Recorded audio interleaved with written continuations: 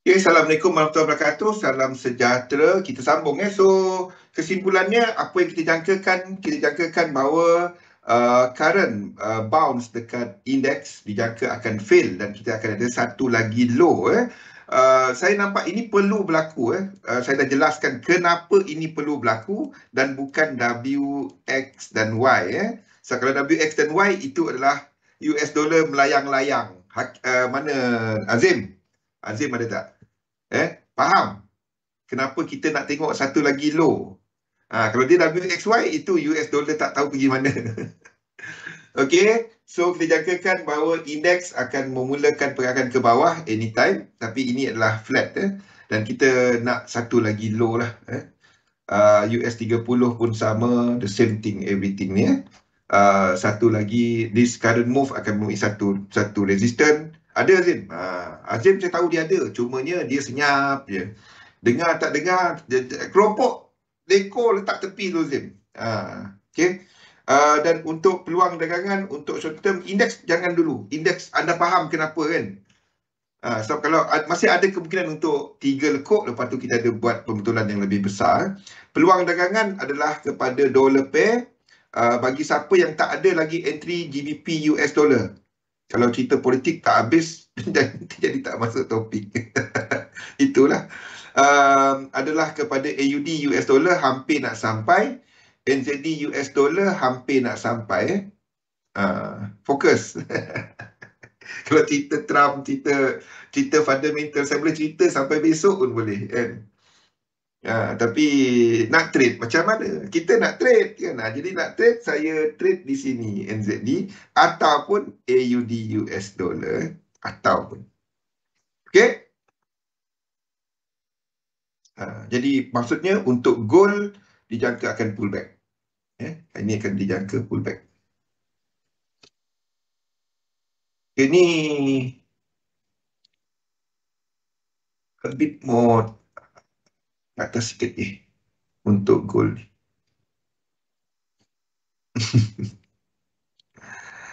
Okey, itu adalah apa kita nampak dekat chat lah Okey, jadi hari ni 2 hari pun dapat tak habis. Tengah-tengah malam dia buka cerita lagi kini. Tengah-tengah malam dah pukul 4 pagi dia buka cerita lagi. Okey. Jadi hari ni kita mula balik kepada asas struktur pasaran. Okey. Benda dia amat simple. Saya nak anda ingat benda ni. Ingat benda ni dan tengok yang belakang sekali ni. Hari ni saya terangkan benda tu dahulu dan sejarah edit wave. Besok kita akan pergi kepada struktur. Okey, struktur motif 2, struktur korektif 1. So kita nak trade je. Sekati dia lah nak buat apa. Okey. Asas dalam pasaran, asas dalam trading adalah untuk trade apabila berlaku trend. Apa yang dimaksudkan dengan ada trend? Trend tu bukan cuma satu momentum. Ramai trader zaman sekarang ni, dia cuma tengok satu je. Cuma tengok momentum. Tak cukup. Anda kena tengok struktur, baru anda tengok kepada momentum. Trend tu wujud ke tak? Jadi apa yang dimaksudkan dengan trend? Trend adalah apabila kita ada siri lebih daripada satu. Faham tak? Siri pergerakan. Siri pergerakan. Bermaksud, kalau anda melihat kepada chart,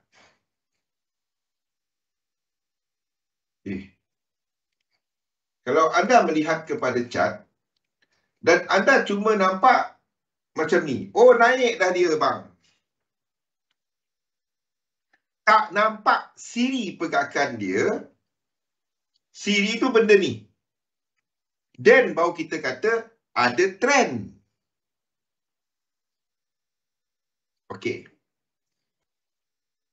Cara pemikiran lama, trend wujud apabila kita nampak 5 lekuk. Tak apa, itu saya ceritakan besok lah. Besok lah saya cerita. Okay.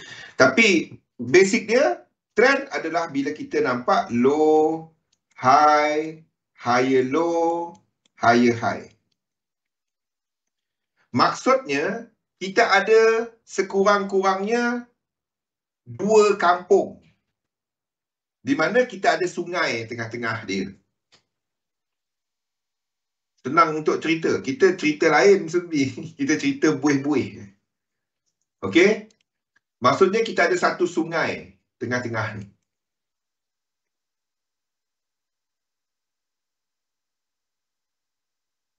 Okey?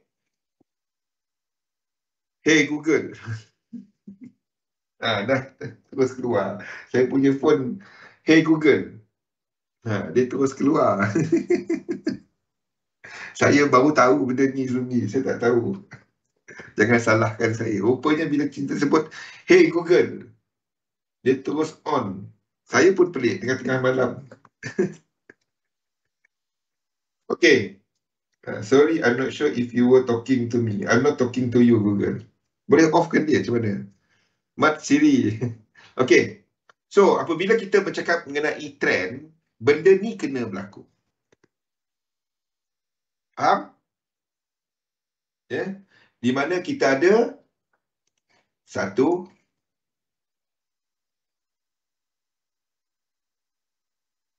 2, 3 dan selepas tu kita ada break dia. Ini kena berlaku. Kita ada breakout dia daripada range berkenaan. Tu kena berlaku. Itu sifat trend. Ini adalah untuk uptrend dan apabila berlakunya downtrend, kita nampak siri pergerakan ke bawah. Siri. Tapi tak semua trend tu terus boleh entry.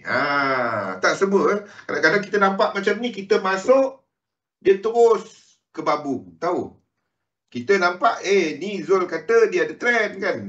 Inilah cerita RBS SBR. Ni cerita famous. Kat sini, kita akan tunggu dekat ini kan. Masuk, lepas tu naik. Itu yang biasa anda dengar kan. RBS SBR. Ataupun antaranya adalah yang famous adalah yang ini juga. Dia naik, lepas tu turun kat sini. Kita tunggu kat sini. Itu yang biasa kita dengar. Adakah dia salah? Tak salah. Ini konsep RBS. Okay. Resistance become support. RBS. Saya nak tanya, ada berapa orang yang pakai cara ni? Tak salah pun. Apa kalau anda tunggu confirmation, gunakan bersama dengan indikator, dia menunjukkan oversold, dan anda pergi ke lower time frame untuk enter dia dan dah berlaku dah berlaku satu candlestick pattern.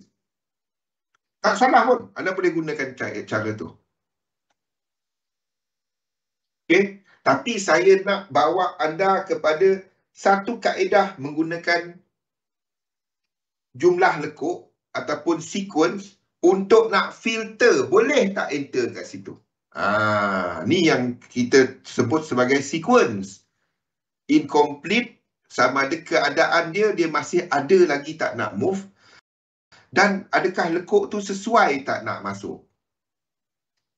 Okay. Jadi dalam downtrend pula, ini adalah untuk SBR. Support become resistance.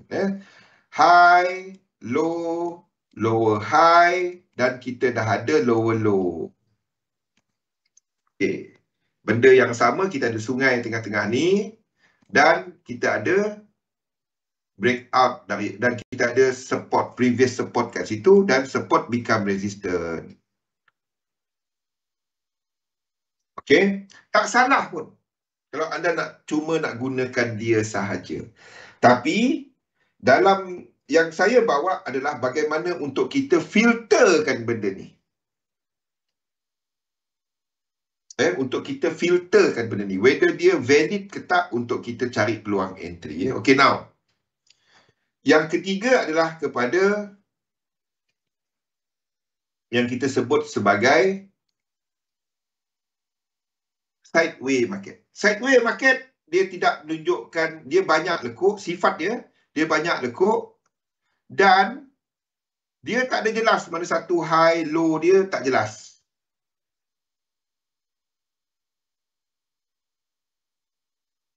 Dia tak jelas. Sifat trend ni bila anda tengok dia jelas. Simple je. Tengok trend ke atas. Tengok trend ke bawah. Ini naik ke turun. Dia itu adalah sideways. Simple je. Anda buka mana-mana chart, anda tak tahu dia nak naik ke atas ke bawah, anda jangan trade dia. Pergi buka chart lain. Kalau dalam masa 0.2 saat anda tak dapat nak kata dia naik turun, jangan trade dekat instrumen itu. Nampak dia naik, anda nak buy. Tapi anda tak buy ke atas, anda tunggu kat bawah. Nampak dia turun, anda nak sell. Itu paling simple. Okay. Jadi, ada satu teori yang menjelaskan mengenai structure trending dan structure sideway. Even yang trend ni pun, dia mungkin trend dalam yang sideway. Maksudnya, yang ini, trend dalam yang sideway tu. Okay? Yes. So, antara yang kita guna pakai adalah, yang pertama adalah Fibonacci. Fibonacci ni dia ada banyak. Selain daripada kita ada extension, retracement, kita ada juga, ada 3 lagi, ada 5. Yang pertama Fibonacci time zone, masa. Yang kedua adalah Fibonacci fan. Yang ketiga adalah Fibonacci arc. Yang kita guna cuma 2 ni saja. Fibonacci extension dan Fibonacci retracement. Fibonacci extension adalah untuk mengira ke depan. Jadi ingat tak yang trend tadi? Yang trend tadi kita nak tahu dia pergi ke mana. Itu kita guna Fibonacci extension. Fibonacci retracement, kita nak tengok yang ini. Dijangka habis kat area mana. Itu Fibonacci retracement. Okey, saya rasa saya tak perlu jelaskan benda ni.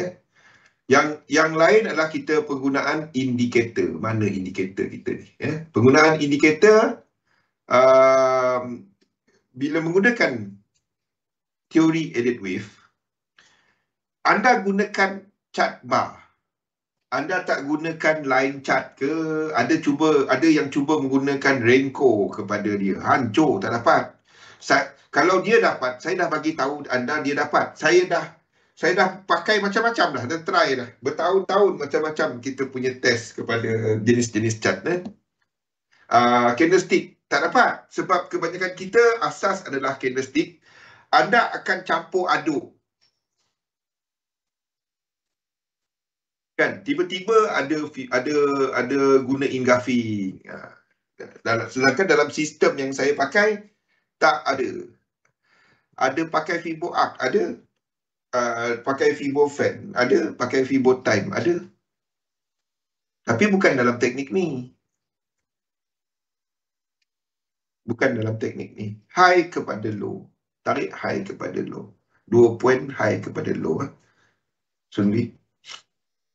Okey. Penggunaan dia, persiapan chart, bar chart, RSI dan stokastik. Okey. Untuk RSI, ini setting dia 13 apply kepada close. Heiken IC. Heiken IC itu indikator. Itu apply indikator kepada chart.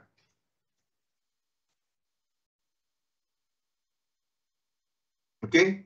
Yang kedua adalah stochastic oscillator. Masing-masing ada peranan dia.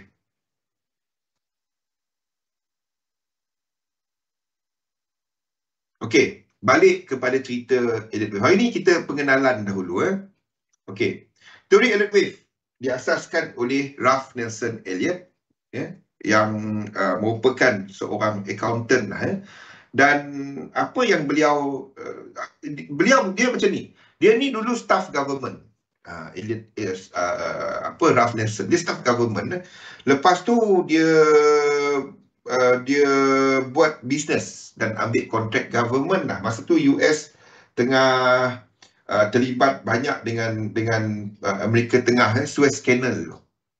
Jadi apa yang berlaku, dia pergi ke sana dan dia sakit, kena malaria ke denggi, malaria tak silap saya. Masa dia sakit itulah dia kaji market. Dulu sebelum Perang Dunia Kedua, orang tak tengok S&P 500. Sebab dulu orang tengok blue chip, iaitu Dow Jones. Dow Jones ada dua, Dow Jones Industrial Average, Dow Jones Transportation, DJT. Tapi orang untuk market, bila kita kata pasaran naik atau turun, orang tak refer S&P 500. Orang refer Dow Jones. Dulu lah. Okay? Dan Ralph Nelson, dia mengkaji pergerakan Dow Jones bersama dengan counter-counter saham, dan dia dapati ada pergerakan berulang, dan dia kira-kira lekuk dia sama ada dia jumpa 5, 9, 13. Dia jumpa benda ni. Bukan saya jumpa. Ralph Nelson jumpa dulu. Anda ingat, sequence chart tu Zul? Tak. Saya ambil idea daripada Ralph Nelson. Sebenarnya saya jumpa benda tu, lepas tu cari untuk macam mana nak map dia. Tapi saya jumpa dia dalam Elliott Wave ada benda ni. Apa yang dimaksudkan dengan 5, 9 sequence of movement, siri pergerakan yang Elliott panggil sebagai prinsip gelombang. Pergerakan naik turun dalam market berulang-ulang disebabkan oleh psikologi peserta dalam pasaran. Dan dia buat dalam satu buku. Ada 5 benda. Yang pertama adalah psikologi kumpulan menyebabkan pergerakan naik turun. Dan setiap pergerakan itu mempunyai pecahan dalam dia. Yes, dia pun buat korelasi kepada pergerakan. Sebab itu dia tadi melihat juga kepada saham tadi. Jadi 5, dan dia mendapati bahawa apabila terdapat satu pergerakan yang trending,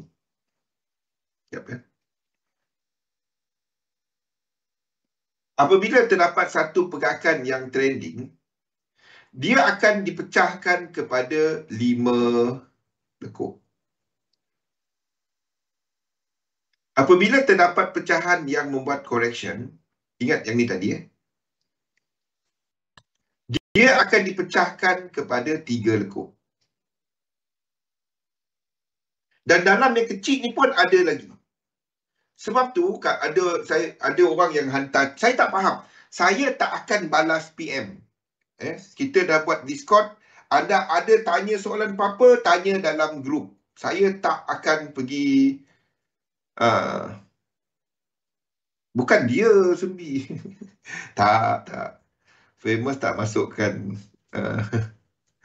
Hanya nama depannya Nelson. Dia balik, dia sakit. Masa dia sakit itulah dia kaji benda ni. Jadi bila anda hantar chart, kalau anda cuma hantar 4 frame bertiga je, kena betulkan esok, minta tolong bantuan pakar esok. Other than that, good. Apa benda ni? Okey. Bila kita bercakap mengenai ada masalah. Okey. Jadi bila kita bercakap mengenai cerita apa tadi? Saya dah lupa dah. Ada mesej kat tepi, lupa. Bila kita bercakap mengenai pergerakan 5 tu, 1, 2, 4, 5, orang hantar chat kepada saya macam ni tau. 1, 2, 3, 4, 5. Lepas tu sini A, B dan C. Bang, betul tak saya tanda? 5 tu habiskan apa? 5 tu habiskan 1 ke, habiskan A ke, habiskan 3 ke, habiskan 5 ke, habiskan C ke, habiskan apa? Dia kena habiskan something. A, B, C tu habiskan apa? Dia tak boleh A, B, C tergantung lepas tu naik balik. Kau lukis apa tu? Dan di sinilah yang pecahan-pecahan tadi memainkan fungsi dia, mempunyai fungsi masing-masing. Setiap benda tu ada fungsi dia.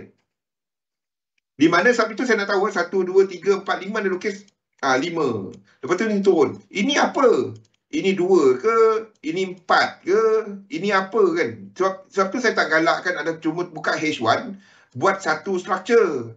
Saya tak layan. Nak tahu cat anda betul ke tak, pergi bandingkan dengan apa yang ada dekat chat pack. Ataupun kalau tak ada dalam chat pack, tanya dalam grup. Saya PM saya tak main. Pergi tanya kat grup. Kecuali anda ada soalan personal lah. Kan? Personal maksud saya, lapar ke, nak makan ke? Jom. Tu boleh PM. Bang Zul dah makan tak? Saya lapar. Jom makan. Saya setuju. Lain dia tu saya tak setuju. Jogging ke kan? Sakit kaki. Tak dapat. Okey. Setiap pecahan-pecahan ni ada fungsi dia dan ada personality dia. Dan Ralph Nelson menekankan kepada penggunaan 2. Yang pertama adalah penggunaan Fibonacci. Dan yang kedua adalah penggunaan volume.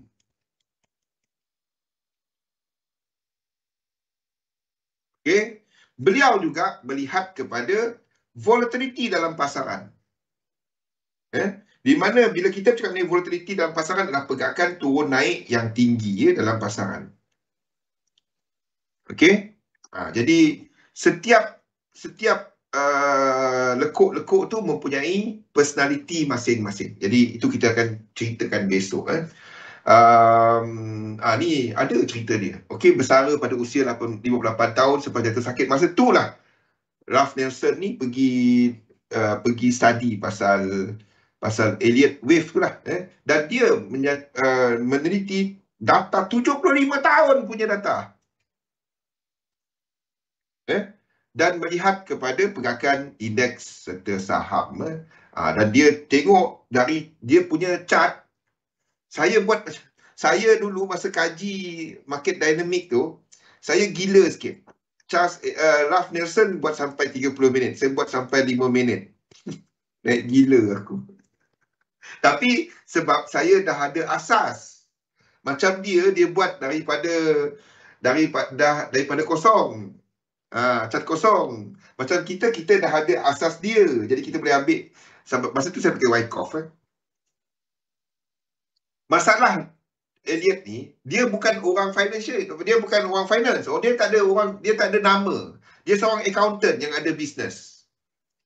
Jadi dia tak ada nama dalam bidang kewangan ni. He was a nobody. Faham tak? Jadi dia ada satu teknik untuk baca market. Tapi dia nak kembangkan teknik dia, dia nak kongsikan kepada orang. Maksudnya dia nak jual lah teknik dia. Jadi apa yang berlaku adalah tak ada orang nak dengar dia. Jadi dia cari ramai orang dan akhirnya dia jumpa Charles J. Collins. Charles J. Collins ni dia ada satu fund dia sendiri. Dan pada waktu tu, ingat tak yang market jatuh tadi? Ingat tak yang ni tadi? Aisyah, ingat tak yang ni tadi Aisyah? Yang ni tadi. Dow Jones. Kita tengok Dow Jones lah. Ingat tak yang market jatuh kat sini tadi? 1929. Yang gini jadi market jatuh pada waktu ni. Lepas tu market recover. Market recover.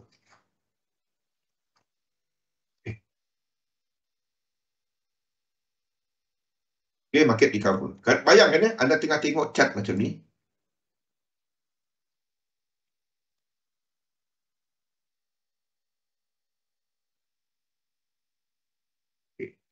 Anda tengah tengok chart macam ni. Market jatuh. Market jatuh. Lepas tu bounce. Bila dia naik macam ni, yang tadi tu 1929. 28 tu yang guard tadi. Bila recover macam ni, lepas tu market start jatuh yang ini, yang dekat sini market jatuh.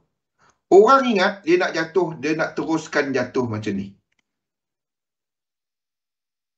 Jadi dalam newspaper semua berita tak bagus lah semua anda tengok, semua berita start lah.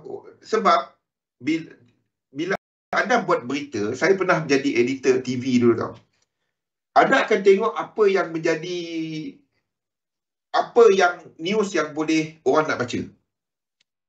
Kalau anda tulis cerita bagus-bagus waktu market tengah jatuh dan orang tengah bimbang, orang tak baca berita anda. Tapi kalau anda bawa cerita tak bagus, anda pergi tengok newspaper masa COVID-19 ekonomi jatuh, anda tengok depan dia, anda tengok headline dia, semua cerita tak bagus.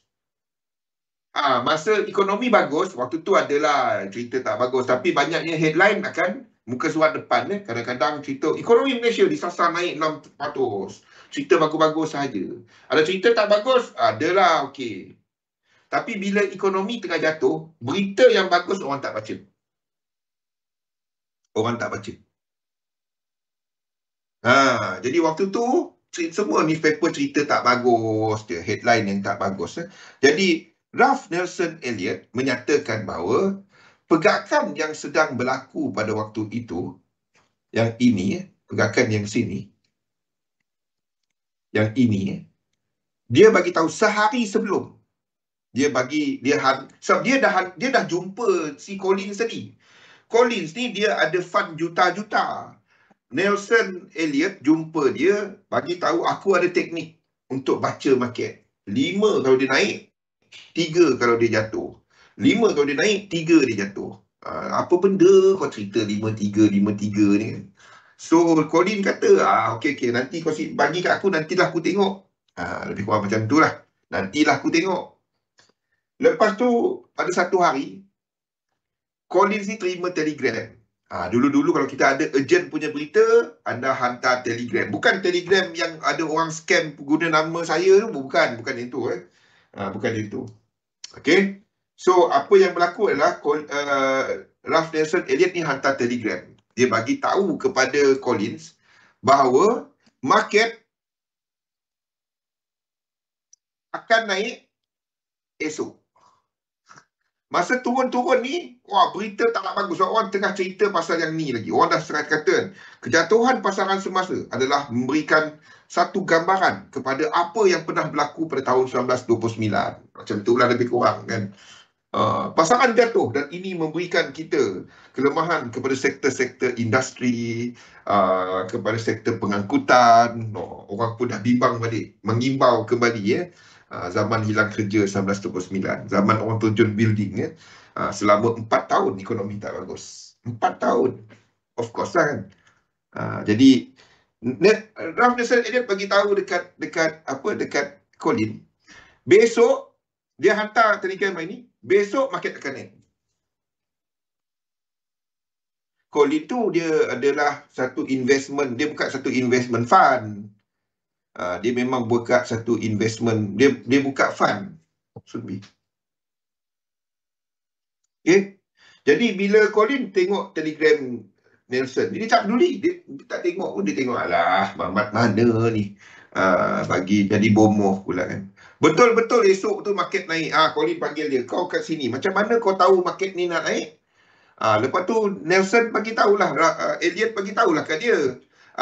Ni lah aku punya teknik. Jadi dia ceritalah pasal personality punya personality wave. Dia cerita macam mana dia bagi prediction dan betul-betul market naik. Waktu ni Colin pun jadi kagum dengan dia dan bekerjasama dengan Elliott ni. Itulah cerita macam mana Elliott boleh terkenal. Kalau tak, orang tak peduli dengan dia, tak ada. Orang tak ni. Jadi Elliott pun bersama dengan Colin ni, dia buat buku inilah The Wave Principle, dan lepas tu kita ada pengamal Elliott, gelombang Elliott yang lain seperti Charles Collins tadi lah. Dia pun dah pakai teknik Elliott. Lepas tu Hamilton Bolton, Richard Russell, AJ Prost, ni nama-nama yang anda perlu kenal. Robert Prechter, dia orang ni melihat kepada apa yang, dan even dikatakan bahawa Tudor Jones Jr. menggunakan Elliott Wave tahun 2008 masa ni. Okay, so dalam Elliott Wave ni nak tahu cuma benda-benda ni je. Benda-benda ni je. Dia identify kepada kepada yang asas ya, motif, diagonal, lepas tu kita ada korektif, zigzag, flat, segitiga ataupun gabungan tiga ni untuk membentuk benda-benda kat sini. Triple correction ataupun double correction. Okey. Jadi itu adalah daripada Elliot tadi ya. So, apa yang Elliot jumpa? Yang pertama, dia mendapati benda ni, iaitu apabila kita ada satu pegakan dalam ini asas yang tak boleh langgar. Ya. Bila kita mendapati satu pegakan dalam pasaran yang membawa kepada arah, dia akan dibentuk oleh 5 lekuk. 1, 2, 3, 4 dan 5. Dalam pegakan yang membawa kepada arah, iaitu lekuk 1, lekuk 3 dan lekuk 5, akan ada 5 lagi pecahan dalam tu. 1, 2, 3, 4 dan 5. 1, 2, 3, 4 dan 5. 1, 2, 3, 4 dan 5. Maksudnya, dalam 1, 3 dan 5, yang kecil lagi pun akan ada 5 lagi dalam ni. Ada 5 lagi dalam ni. Itu maksud dia. Dan apabila kita melihat kepada pegakan yang membuat pembetulan, iaitu struktur 2 dan struktur 4, daripada 5 tu, dia akan dibentuk oleh 3. 1, 2 dan 3. Gelombang yang besar. 1, 2 dan 3. 1, 2 dan 3. Dan benda-benda ni berulang-ulang. Okey. Selain daripada tu, ada benda asas. Di mana struktur dalam 1 dan dalam 5 boleh dibentuk oleh 2 jenis pegakan gelombang membawa kepada arah, iaitu diagonal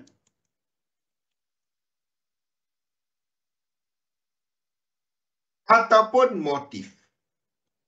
Apa beza dia? Beza dia adalah bila diagonal, 1 dan 4 ni boleh bersilang.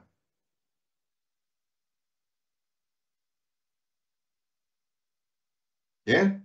Dalam lekuk 3, dia cuma boleh dibuat oleh motif. Maksudnya, 1 dan 4 ni tak boleh bersilang. Maksudnya, dalam sini, 1, 2, 3, 4, 5 tak boleh bersilang. Yang kecil pun sama. Aisyah, yang ini Aisyah. Dalam 3 kat sini, yang dalam dia 1, 2, 3, 4, 5 tak boleh bersilang. Dalam 1 kat sini dia boleh bersilang. 1, 2, 3, 4, 5. Itu boleh bersilang. Even dalam kecil-kecil ni pun. Dalam 3 kat sini tak boleh bersilang. 1 kat sini boleh bersilang-silang. 2 dengan 4 dia. Ini yang orang selalu langgar. Main lukis, dia sedap, dia lukis. Asal nampak macam 5. Itu benda asas. Tak boleh langgar. Kita akan sekali lagi revisit benda ni besok. Kita akan revisit benda ni besok. Untuk struktur motif. Struktur membawa kepada arah. Boleh? Elliot juga menggunakan faktor volume. Tapi kenapa pada hari ini ia agak tidak relevan berbanding dahulu? Lepas ni saya terangkan ya. Kenapa? Bukan saya kata dia tak boleh. Boleh tengok, tapi dia tak sesuai kepada kebanyakan yang sekarang ni yang anda trade kan. Okay. Zaman Elliot, yang dia banyak ceritakan ni adalah kepada instrumen dari bursa. Faham tak? Instrumen saham, instrumen apa yang didagangkan dekat bursa. Apa? Buku apa, Kimi? Buku Nature Law. Oh, itu buku tu dekat Amazon ada rasanya. Dekat Amazon ataupun dekat cari direct dekat Persatuan Elliot. Apa dah nama dia? Saya tak ingat. Okey, balik kepada cerita Elliot ni. Zaman dia banyak gunakan volume. Di mana apabila kita sedang melihat pergerakan yang melakukan motif. Maksudnya ada pergerakan yang kuat. Maksudnya di sini akan ada, kalau dalam Dow theory digelar sebagai public participation. Ya. Orang ramai-ramai masuk. Sini semua player dalam pasaran masuk kat sini. Volume dalam sini akan paling tinggi. Volume bawah ni paling tinggi. Bila kita melihat kepada pergerakan motif ni, volume akan tinggi. Okey? Ni volume paling tinggi. Kenapa zaman ni agak tak sesuai? Bukan dia kata salah nak gunakan dia. Tapi disebabkan oleh nature of instrument yang wujud pada hari ini. Apa beza dia?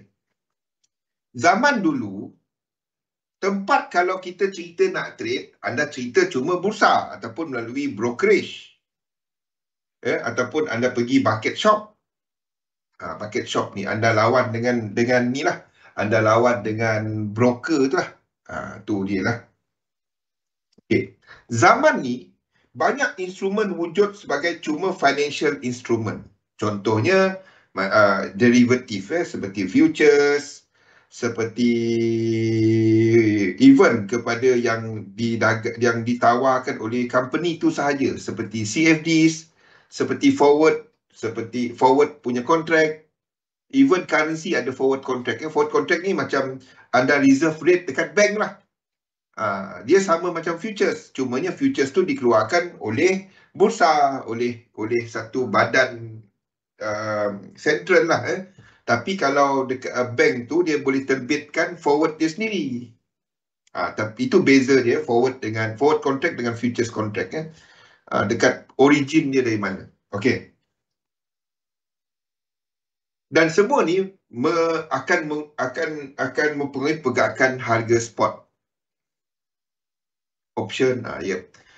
The thing is, some of the instrument tu, macam anda tengok dekat MT4, even anda tengok dekat MT5, MT4 ni, MT4, MT5, anda tengok volume. Mana volume?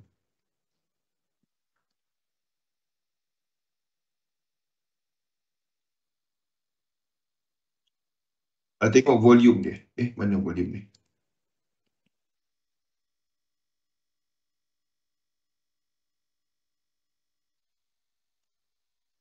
Anda tengok volume kat sini.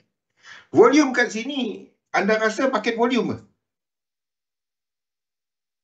Especially macam gold. Especially macam gold ni. Tapi adakah dia tak relevan? Dia boleh guna pakai. Print shop. Volume kat sini, boleh pakai tak? Volume kat sini, dulu saya guna cara ni. Dululah saya guna cara ni. Kita ada 1, 2, ada volume. Lepas tu kita ada 3, the whole thing ni. 4, 5, 6, 7, 8, 9. Tak habis lagi. 10, 11. Baru dia habis C. Dulu saya rajin buat benda tu. Tapi saya nampak susah. Kadang-kadang payah. Dia tak ceritakan. Sebab saya tak dapat nak gunakan dia. Sebab saya tahu volume kat situ bukan real volume. Terutamanya kalau gold ni. Kalau gold dia banyak 80% daripada kebanyakan transaksi ni adalah menerusi LBMA. Kalau over the counter. Yang dia ada over the counter. Dia tak report kepada, faham tak? Dia tak report kepada bursa. Jadi yang dia report saja akan keluar sebagai point of sales punya price. Maksudnya itu saja yang direkodkan dekat chart tu. Adakah itu real volume pada masa dagangan? Tak dapat nak jawab. Gold, AUD, JPY, lagi-lagi lah ini. Ini dah jadi lain. Ini seperti kita ada kata 1, 2, 3, 4, 5. Ini kan jadi A biru. Lagi-lagi lah currency ni kan. Currency market adalah over the counter market. Jadi anda tak dapat gunakan volume dia. Volume dia tak ngam kat situ. Sebab tak semua akan report. Tak semua akan report. Jadi macam mana kita tengok NZD. Kita nak tengok volume. Kalau tengok volume bawah ni, adakah itu valid volume kepada semua order dalam dunia? Macam bursa kita tahu berapa banyak saham yang didagangkan pada satu masa. Tapi macam mata wang ni, yes, anda boleh nampak something kita panggil point of sale punya ni, sale punya report. Dia akan lebih kurang, bila berlaku sale, itu yang anda nampak tick tu. Faham tak? Bila anda nampak tick kat sini, nampak tick-tick ni kan, berlaku sale, berlaku transaksi. Transaksi berlaku, itu price berlaku, price bergerak. Kalau macam anda tengok sideways macam ni tak bergerak kanan, sebab kita gunakan chart ini, bar chart tu, price tak jalan pun dia akan pergi ke kanan. Sebab time adalah faktor dekat sini. Kalau anda tengok macam Renko, macam apa lagi, few charts yang tak memasukkan faktor time, bila chart tak bergerak, price tu tak bergerak, chart tu tak bergerak.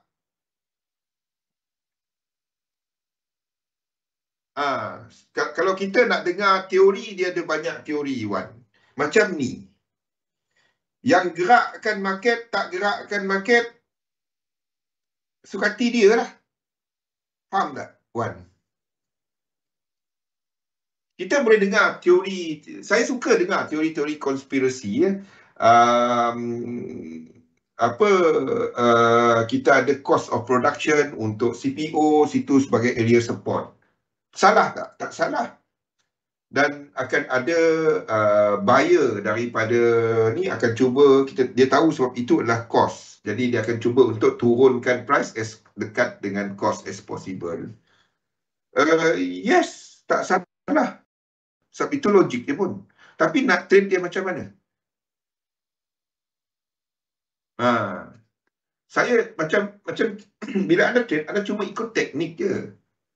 Saya boleh cerita yang fundamental, cerita GDP, inflasi, food punya import apa semua tu kan. Kita tahu dia punya keadaan, tapi bila nak trade, kita tunggu set up technical. Faham? Jadi boleh tahu, seronok untuk nak tahu. Saya pun boleh ceritakan banyak lagi FCPO punya teori kan. Tapi nak trade dia macam mana? Trade apabila 3711 itu je. Boleh kan? Trade apabila ada setup, itu je. Boleh cerita benda tu, tapi set up nak buy kat mana, set up nak sell kat mana, itu lagi penting. Dia nak kena stop loss, masa itulah keluar teori. Teori akan keluar bila macam ni kan. Ada this tangan gaib yang gerakkan market kan. Kita ada pump and dump, kita ada bila kena stop loss kan. Katalah anda sell kan, lepas tu dia jatuh, teknik aku yang bagus. Faham tak? Teknik aku dapat baca benda ni kan. Bila dia kena loss, ni tangan gaib. Ada je salah yang lain. Sebab dia tak nak terima, dia nak tengok teknik dia sebagai satu yang perfect. Dia cuma tak perfect bila ada tangan gaib. Tak ada. Teknik tak ada yang perfect. Yang perfect adalah Tuhan. Itu je. Seronok, saya suka dengar. Kadang-kadang suka baca kan. Yang konspirasi punya ni kan. Macam tak boleh lost langsung lah. Cerita konspirasi. Okey, Sumi. Seronok dengar konspirasi. Apa kita nak cerita tadi? Volume. Volume. Disebabkan oleh sifat. Sifat-sifat yang sekarang ni. Ada cerita dia. Betul. Okey, sifat-sifat kepada instrumen yang wujud zaman inilah. DUMP, DUMP lah, bukan DUMP. Cepat sangat kau pergi type tuan. DUMP ya. Sifu TikTok. Tak, dia best untuk pengetahuan PE. Kita ikut, kita dengar, baguslah. Dia ada something. Kita tengoklah fakta dia betul ke tak. Mungkin dia jumpa something. So, tak ada orang akan tahu semua benda dalam dunia ni. Okay? Jadi, bila kita dengar something, percaya tak apa. Kita ambil dulu, tapi jangan jadikan dia holy grail. Faham tak? Tak ada benda holy grail dalam dunia ni. Tak ada. So, apa kita jadikan dia? Sebagai satu sumber. Jadi, relevan tak kepada kita? Kepada anda. Anda nak ambil dia relevan? Jadi relevan lah. Dia salah ke tak? Itu hak dia. Itu kerja dia. Betul atau tak? Itu kerja dia. Saya nak jadi sifu TikTok jugalah. Kita ambil sebagai pengetahuan. Sebagai sumber je lah. Betul ke tak betul? Kalau dia macam kartun, kita anggap sebagai kata Sumbi tadi, entertainment. Anda tak dengar lagi teori konspirasi, teori dalam forex ni lagi dahsyat. Bookmap bagus. Tapi sama lah. Anda sedang melihat volume kepada futures. Kalau anda mana nak dapat spot punya ni, macam anda tengok AUD US dollar kan, anda tengok spot punya contract, tak ada kan. Kebanyakan bookmap menggunakan futures. Price dia tak perfect dengan spot. Of course, perkiraan spot dan futures, dia ada something yang dipanggil, anda pergi cari backwardation dan juga ke depan, price ke depan dan price ke belakang. Jadi adakah volume dekat futures tu boleh pakai ke tak? Kalau jawapan saya simple. Kalau dia berguna kepada sistem anda, pakai. Kalau dia tak berguna kepada sistem anda, jangan pakai. Macam saya bookmap ni, dia sesuai bagi mereka yang short term. Anda duduk, anda trade kepada intraday, kepada scalper, itu sesuai. Tapi kalau anda cuba untuk nak swing, anda tengok volume yang tengok bookmap untuk time frame besar, dia tak ada. Sebab dia ada 100 level dia kan, jadi tak relevan. Betul, Sudi. Jadi macam saya swing. Jadi saya tak pakai. Ada satu alternatif kepada dia. Anda boleh tengok something kita panggil sebagai option.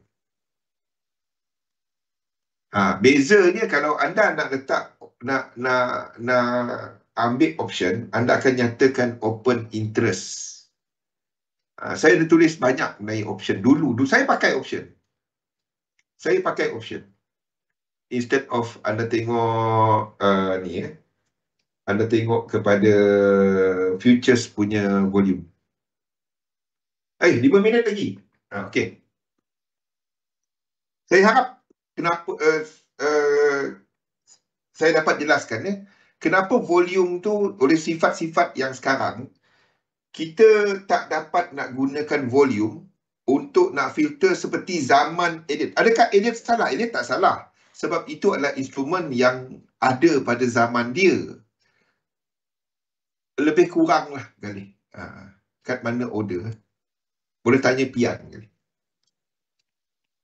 Okey? Tetapi zaman Elliott, dia tak ada momentum indicator. Zaman Elliott tak ada. Kalau anda nak tahu RSI cuma wujud tahun berapa? Ni kita tengok. Tengok ini sejarah dia. Tengok. RSI cuma wujud pada tahun berapa ni? Pada tahun 1978.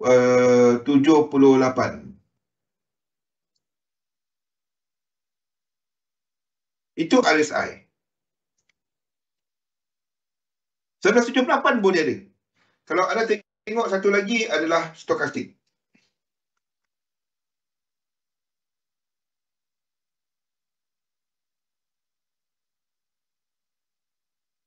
Ini cuma wujud pada tahun 1950-an. Mana? 1950-an. Josh Lane yang buat dia.